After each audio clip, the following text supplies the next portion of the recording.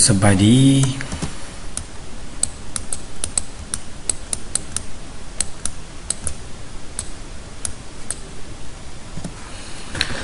เนาะสำหรับไอที่ง่ายๆมื้อนี้เฮามา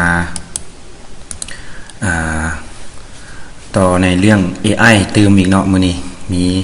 หลายบทหลายแบบหลายรูปที่ว่าจะช่วยเฮาในการเรียนรู้แบบบ่สิ้นสุดก่อนอื่นเบิดก็เข้ามาที่ Google ของพวกเฮาเนาะ Google Chrome ต่อมาแล้วก็มาคลิกเนาะจากนั้นเฮามาตัวนี้เป็นเว็บของว่า Napkin เนาะ Napkin AI เนาะ Napkin AI เฮาจะมาสร้างอินโฟกราฟิกเนาะอินโฟกราฟิกที่ว่าช่วยให้เฮาเบิ่งรูปแบบการเรียนเบิ่งรูปแบบการเฮ็ดสิ่งต่างๆโดยที่เป็นvisualize เนาะภาษาอังกฤษตัวนี้เป็นรูปปึ๊บกดเข้าไปโอเคจากนั้นก็ sign in ปกติเลยเนาะ for free หรือว่าอยากจะล็อกอินนี่ก็ได้เนาะถ้าว่าเฮาเข้าไปแล้วถ้าว่าเฮาเข้าไปอีเมลแล้วเนาะมันก็จะล็อกอินหน้าต่างให้เฮาเรียบร้อยเลย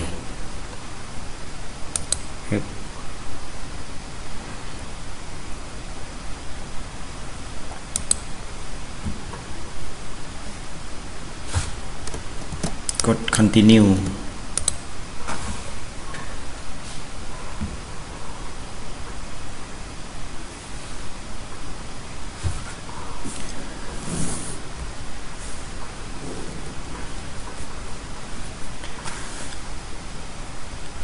How are you plan to using Napkin เนาะปึ๊บ for work for professional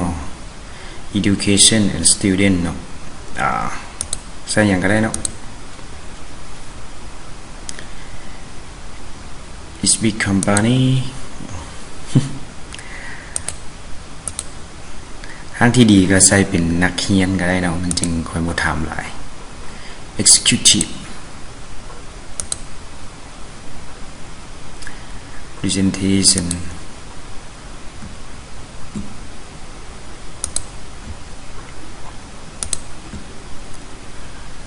โอเคเนาะหลังจากนั้นก็เข้าไป Create my napkinชื่อเป็นรูปสายฟ้าเลย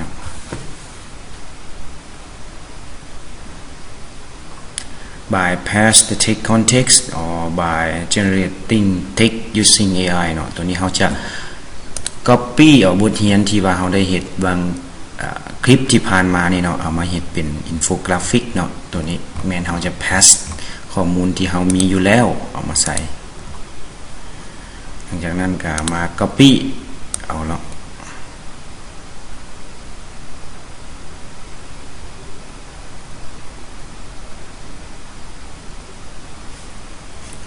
มีข้อมูลอยู่แล้วเนาะถ้าว่าผู้ใดอันนี้ก็สามารถกด Ctrl A ได้เนาะโอเควางใส่เรียบร้อยมันจะบอกอยู่เลยนะว่า generate visuals นะอยู่บนนี้เฮากลับมาอ่านเบิ่งคืนก่อนว่าถูกต้องแล้วบ่ได้ตามที่เฮาต้องการบ่เนาะตัวนี้1 2 3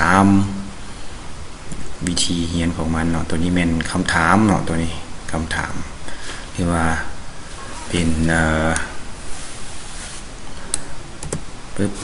บางอันเขาก็สามารถลบออกได้เนาะแปลงได้เฮ็ดไปตามนี้เลยอันนี้เป็นตารางที่ว่าจัดให้เฮาเรียนด้วยตัวเองหลังจากเฮากดเบิ่งเบิดแล้วเนาะเฮาพอใจเฮาก็สามารถคลิก generate visual ได้เลยเนาะ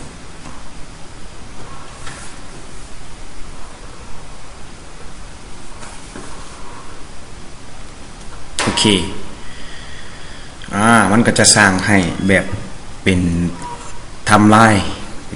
น์ตัวนี้เลยเนาะว่าเฮาสิเอารูปแบบใดเนาะรูปแบบนี้บ่รูปแบบนี้รูปแบบนี้เลือกได้เนาะมีหลาย